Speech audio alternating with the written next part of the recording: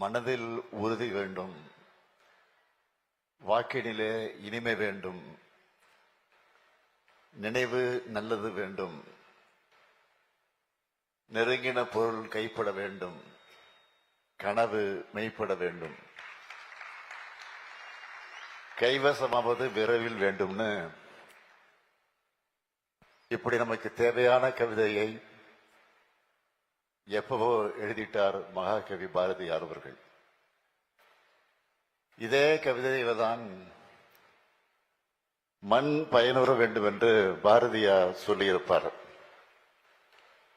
மண்ணும் மக்களும் மாநிலமும் பயன்பெற தேவையான கனவுகளை உருவாக்கணும்னு தான் உங்களை நான் அழைச்சிருக்கிறேன். தமிழ்நாட்டின் அரசியல் வரலாற்ற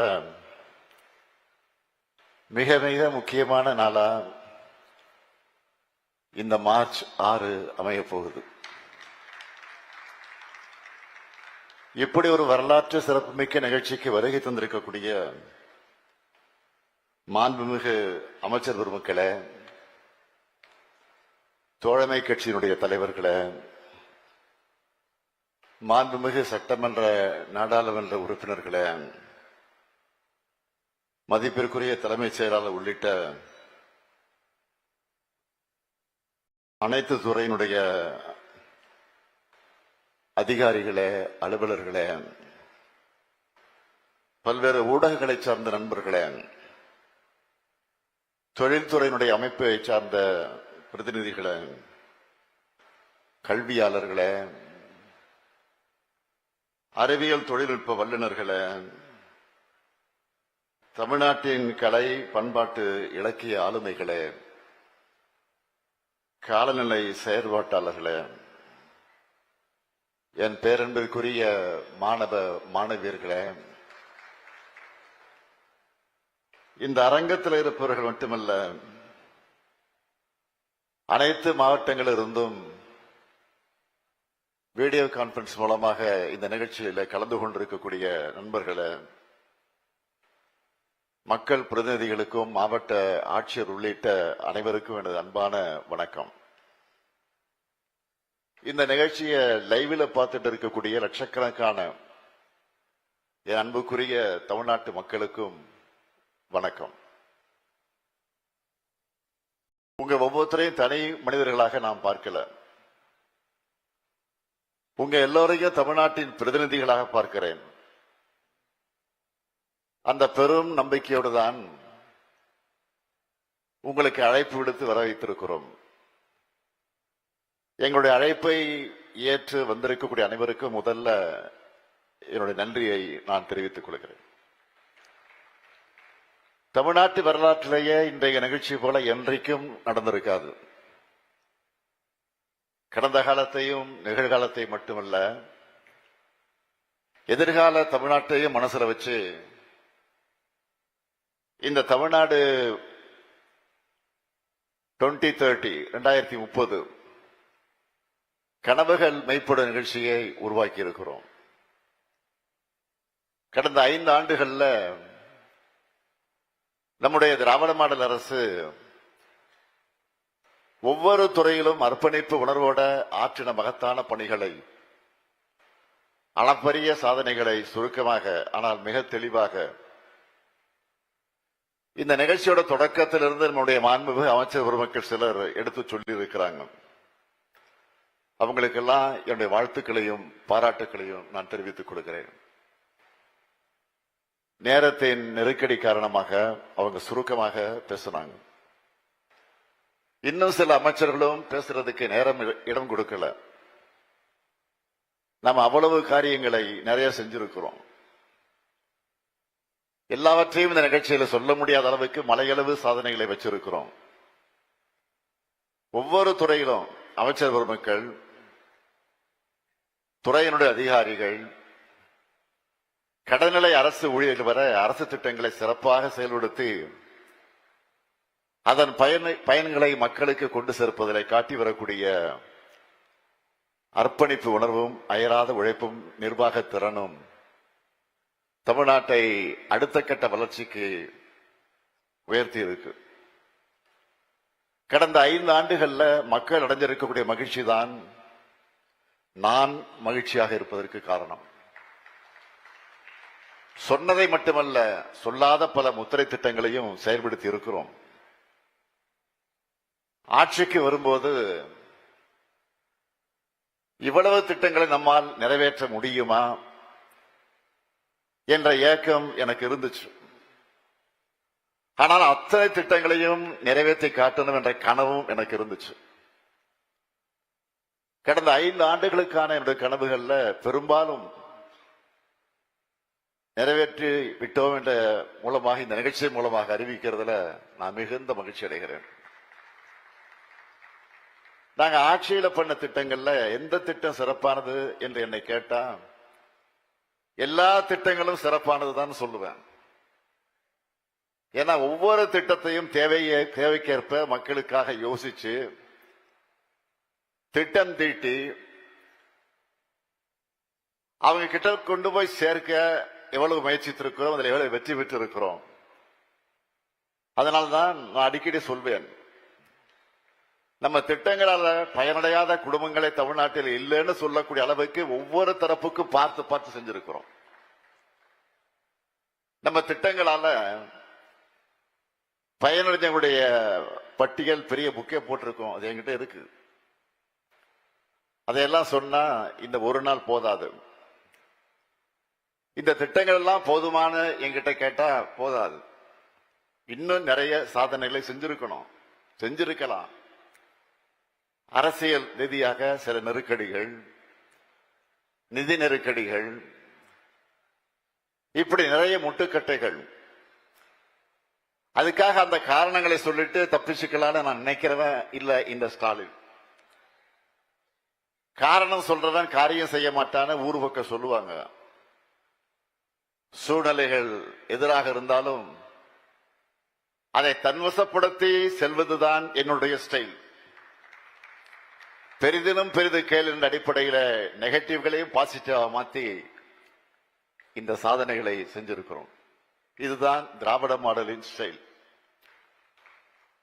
அதுக்காக இதுவே போதும்னு திருப்தி அடைய மாட்டோம். உழைக்கும் வரை உதிக்கும் ஞாயிறுன்னு முத்தமிழறிஞர் கலைஞர் சொல்வார். நான் தினந்தோறும் உழைக்கிறேன், உழைச்சுக்கிட்டே இருக்கிறேன். தமிழ்நாட்டு மக்களுக்காக தொடர்ந்து உழைப்பேன். இது மட்டும்தான் என்னுடைய சீக்ரெட் ஆஃப் சக்சஸ். என்னுடைய அரசு செஞ்சிருக்கக்கூடிய சாதனைகளை நம்பி நான் உறுதியாக சொல்றேன், அடுத்து அமைய போறதும் திராவிட மாடல் ஆட்சி தான். எங்களுடைய சாதனையின் அடுத்த கட்டமாக திராவிட மாடல் 2.0 ஆட்சி இருக்கும். அதுக்கான ட்ரெய்லர் தான் இந்த நிகழ்ச்சி.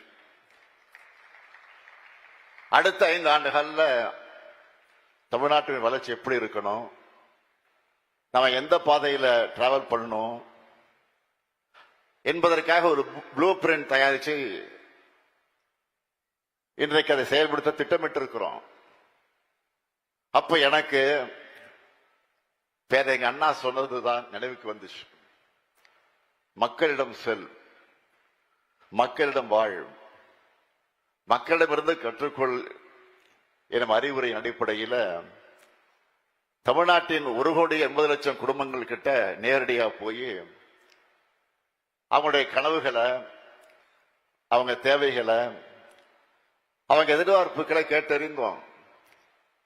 இதை எப்படி செஞ்சிருக்கோம் என்பது பற்றி நம்முடைய திருமதி அமுதா ஐஏஎஸ் அவர்கள் சொன்னாங்க. மக்கள் சொன்ன கருத்துக்கள் அடிப்படையாக வச்சு அதுல முக்கியமானவற்றெல்லாம் முன்னிலைப்படுத்தி தமிழ்நாட்டின் அடுத்த கட்ட வளர்ச்சிக்கான எனது தொலைநோக்கு பார்வை, அதாவது தமிழ்நாடு 2030 14 முக்கிய அம்சங்களை என் மக்களுக்கு நான் அறிவிக்க விரும்புகிறேன். முதல் துறை வீட்டு வசதி துறை. நம் கனவு, நம் வீடு, நம்ம தமிழ்நாடு. தமிழ்நாட்டில் இருக்கிற ஒவ்வொரு குடும்பத்திற்கும் ஒரு முகவரி இருக்கணும். ஒவ்வொரு முகவரியும் ஒரு இணைய இல்லமாக திகழணும். 2030ஆம் ஆண்டிற்குள் கிராமப்புறங்கள்ல கலைஞர் கனவு இல்லம் திட்டத்தின் கீழ் 5 லட்சம் வீடுகளும், நகர்ப்புறங்கள்ல 2 லட்சம் வீடுகளும் கட்டி தேவைப்படும் ஒவ்வொரு குடும்பத்தின் கைகளிலும் சாவியை ஒப்படைப்போம். இரண்டாவது துறை மருத்துவம் மற்றும் மக்கள் நல்வாழ்வுத்துறை. நலமுடன் தமிழ்நாடு 2030 தேவைப்படும் அனைவருக்கும் போதிய மருத்துவ காப்பீடு கிடைக்க உரிய நடவடிக்கை எடுக்கப்படும். அது மட்டுமல்லாம 3 முக்கிய திட்டங்களும் இருக்கு. முதல் திட்டம் நீரிழிவு, உயர் ரத்த அழுத்தம், புற்றுநோய் போன்றவற்றை கண்டறிய ஆரம்ப நிலையிலேயே சிறப்பு முகாம்கள். இரண்டாவது திட்டம் தாய் சேய் நலன்ல IMR மற்றும் MMR குறைக்கும் தரவரிசையில இந்தியாவிலேயே முதலிடம் பெற்ற சிறப்பு நடவடிக்கை. மூன்றாவது திட்டம் ஒவ்வொரு மாவட்டத்திலையும் மனநல ஆலோசனை மையம் அமைக்கப்படும்.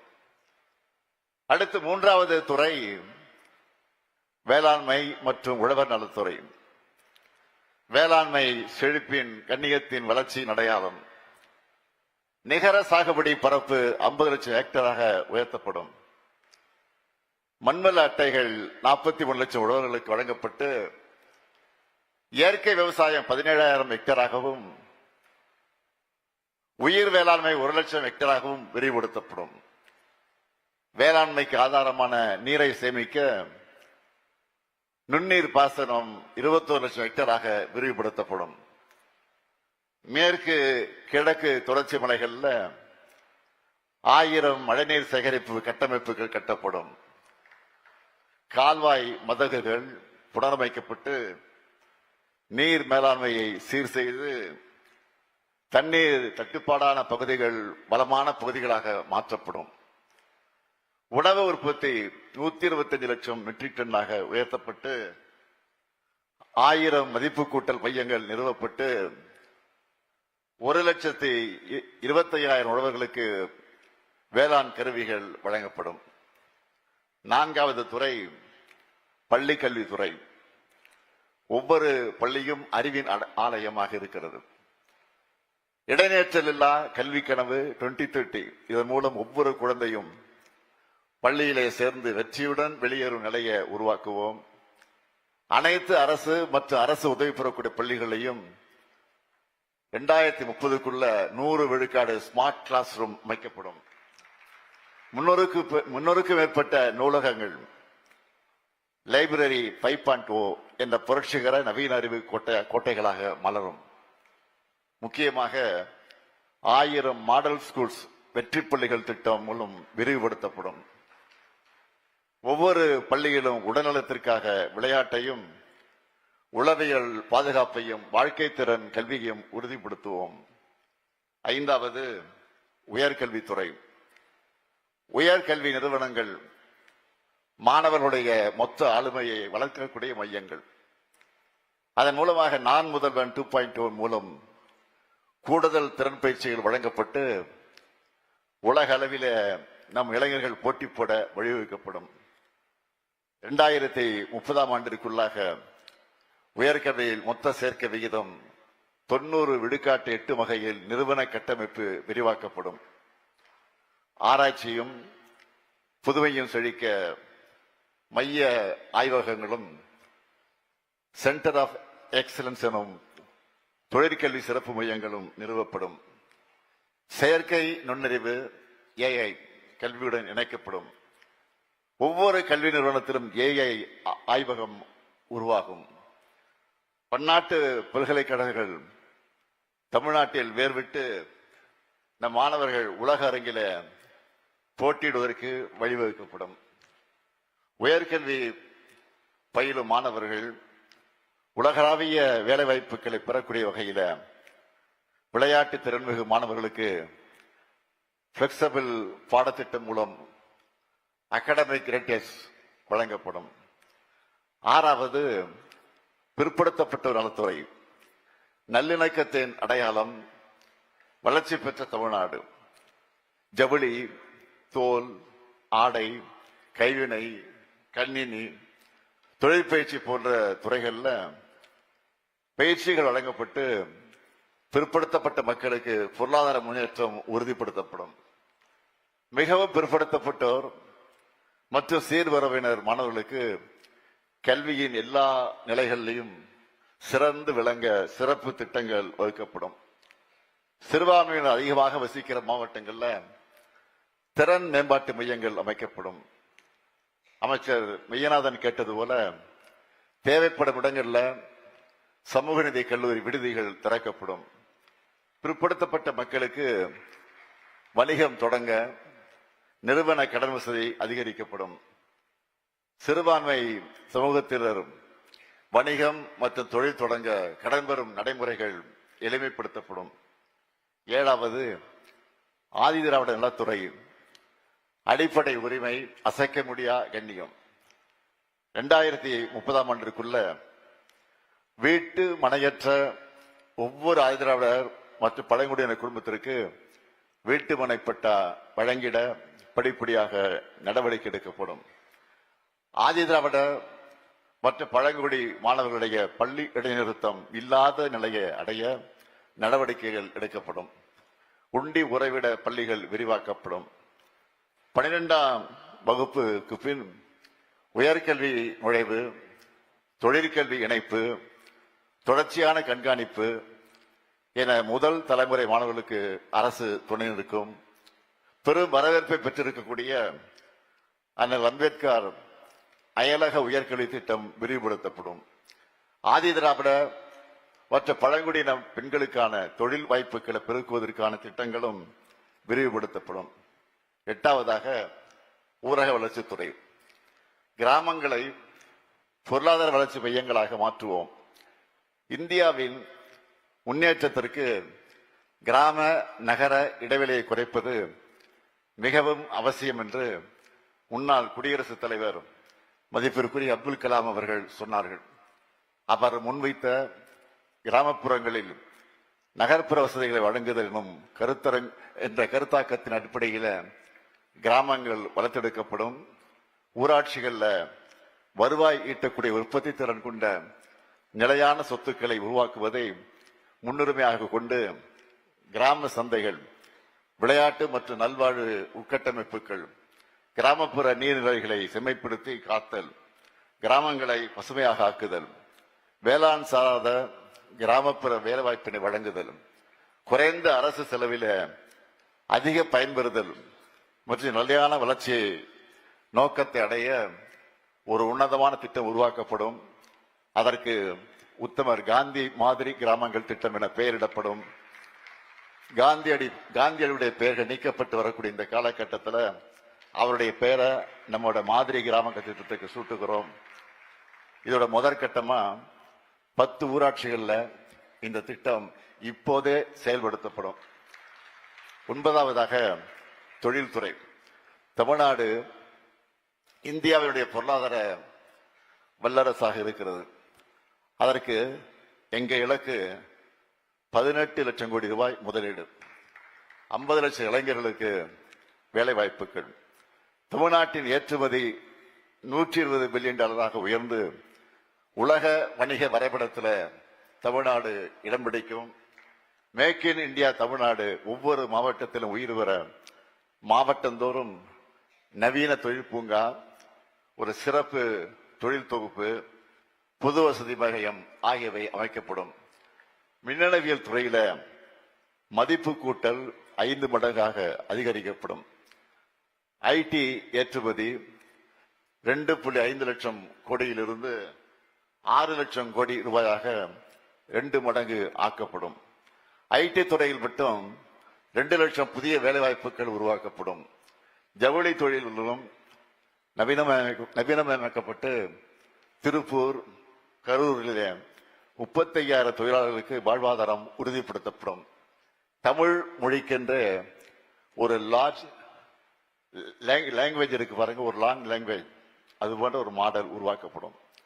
10வது கால்நடை பால்வளம் மற்றும் மீன்வளத்துறை. நம்முடைய உயிர்வளம் காப்போம், அவை அலைகளோடு போராடி வாழக்கூடிய 10 லட்சத்திற்கும் மேற்பட்ட மீனவர் குடும்பங்களின் வாழ்வாதாரம் மேம்படுத்தப்படும். கடல் கூண்டு மீன் வளர்ப்பை ஊக்குவித்து உற்பத்தியை 200 டன்னிலிருந்து 400 டன்னாக உயர்த்துவோம். மீனவ மகளிருக்காக கடல் பாசி சாகுபடியை 15,000 டன்னிலிருந்து 30,000 டன்னாக வளர்ப்போம். உள்நாட்டு மீன் உற்பத்தியை 2.67 லட்சம் டன்னாக உயர்த்துவோம். மீன் விதை உற்பத்தியை 100 கோடியிலிருந்து 200 கோடியாக இரட்டடிப்பாக்கி புதிய அரசு மீன் பண்ணைகளை நிறுவுவோம். கால்நடை எண்ணிக்கையை 2030ஆம் ஆண்டுக்குள்ளாக 3 கோடியாக உயர்த்தி விவசாயிகளுடைய வாழ்வாதாரத்தை உறுதிப்படுத்துவோம். தீவன பஞ்சம் இனி தமிழ்நாட்டில் இல்லை என 1 லட்சம் ஏக்கரில் தீவன பயிர் சாகுபடி செய்யப்படும். தற்போது தினமும் 3 கோடி லிட்டர் பால் உற்பத்தி செய்யும் தமிழ்நாட்டை 2030க்குள்ள 4.5 கோடி லிட்டராக உயர்த்தும் இலக்கோடு முன்னேறுவோம். 11வது நகராட்சி நிர்வாகத்துறை உட்கட்டமைப்பில உலகளவில் உயரக்கூடிய நம் நகரங்கள், அதன் அடிப்படையில் கம்ப்ளீட் ஸ்ட்ரீட்ஸ், அதாவது நடைபாதை, பச்சை மரங்கள், எழிலான சாலைகள் நகரங்கள்ல உருவாக்கப்படும்.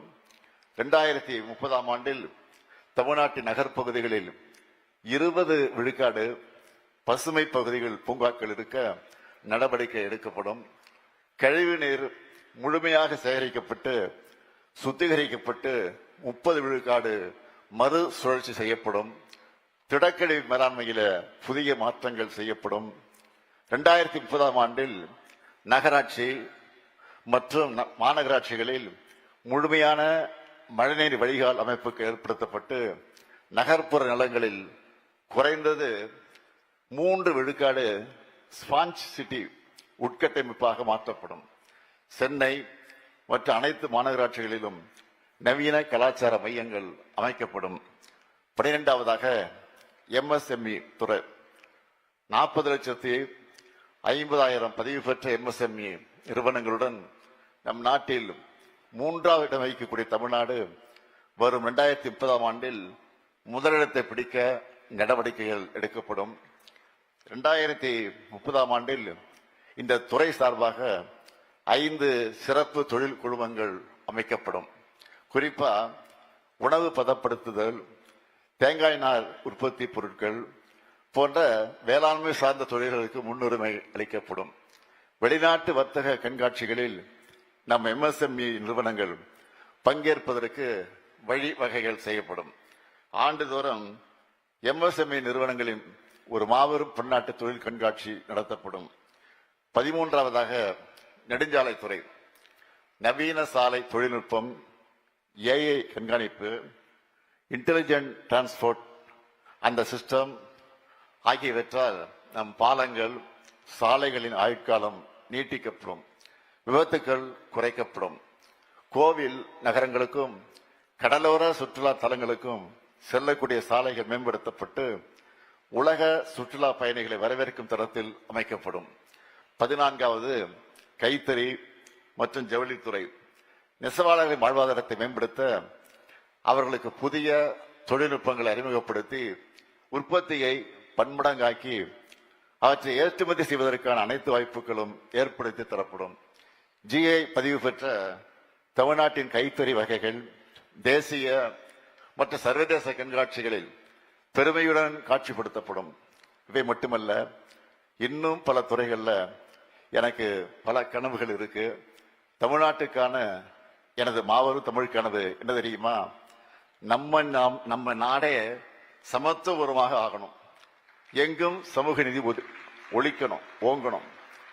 எல்லா மாநிலங்களும் சுயாட்சி பெறணும். எல்லாருக்கும் எல்லாம் கிடைக்கணும். இப்ப நான் சொன்னதெல்லாம் தனிப்பட்ட ஸ்டாலினின் ஸ்டேட்மெண்ட் மட்டும் கிடையாது. இது உங்க கனவு, தமிழ்நாட்டு மக்களின் கனவு. தந்தை பெரியாரும் பேரறிஞர் அண்ணாவும் முத்தமிழ் அறிஞர் கலைஞரும் கண்ட கனவு. இது அனைத்தும் செயல்வடிவம் பெற மாவட்ட வாரியா தனித்தனி செயல் திட்டங்கள் வகுக்கப்படும். இது இந்த முத்துவேல் கருணாநிதி ஸ்டாலின் கொடுக்கிற உறுதிமொழி. இதையெல்லாம் நனவாக்கி 2030ஆம் ஆண்டில் தமிழ்நாடு $1 டிரில்லியன் பொருளாதாரமாக உயர்த்துவோம். எனவே நாங்க தான் மீண்டும் வருவோம், நாங்க தான் மீண்டும் வெல்வோம், மீண்டும் மீண்டும் வெல்வோம். தமிழ்நாட்டின் இந்த வளர்ச்சி பயணத்தில் ஒருவரையும் பின்தங்க விடமாட்டோம். வெல்வோம் ஒன்றாக. நன்றி, வணக்கம்.